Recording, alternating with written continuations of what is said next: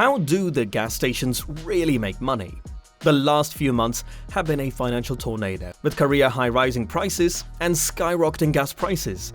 Gas stations always appear to be crowded, but is it worthwhile to own one of these businesses? First, we will take a look at how much gas station owners make. As we dive in, stay tuned by making sure you are subscribed to the channel. The average annual salary of a gas station owner can vary greatly depending on where you live in the country.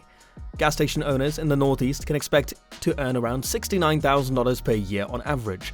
If your station is in the West, you can expect to earn around $60,000 per year on average.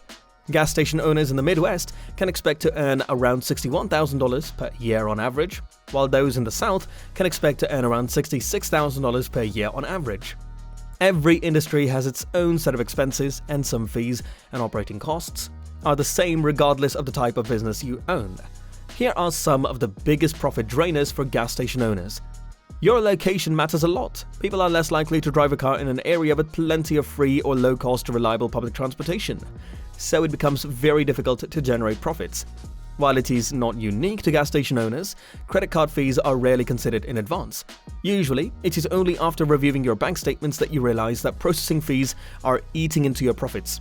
When gas prices reached record highs earlier this summer, Biden and Bezos publicly debated whether fuel retailers could relieve consumer pressure by lowering pump markups. Even though gas prices are starting to fall, roughly half of the states still have gas prices above $4.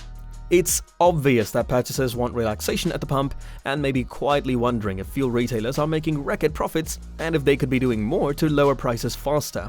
Fuel retailers are currently attempting to maintain rather than grow their businesses.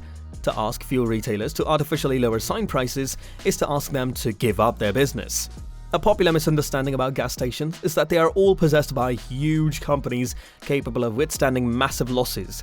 Although you may see BP, Shell, or Mobil signage, half of them are small businesses known as independent dealers, and they are subject to the mercy of the market. These retailers rely on extremely thin daily profit margins.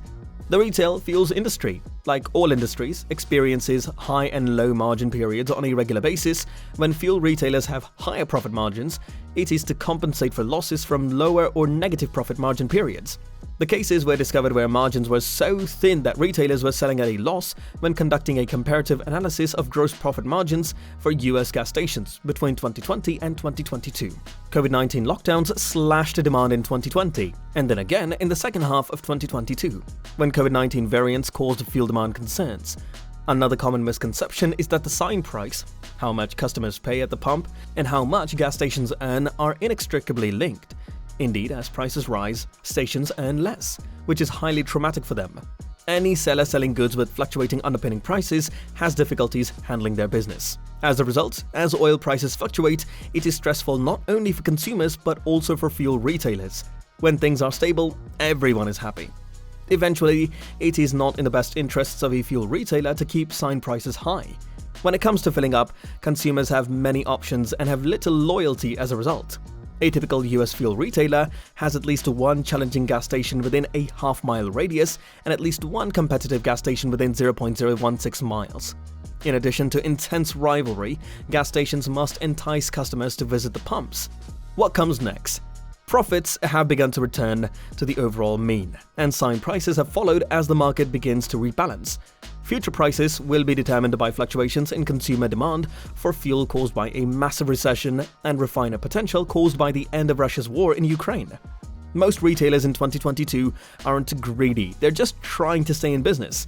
When relieving inflation expectations caused by the fuel sector, unnaturally lowering sign prices is not the most effective lever.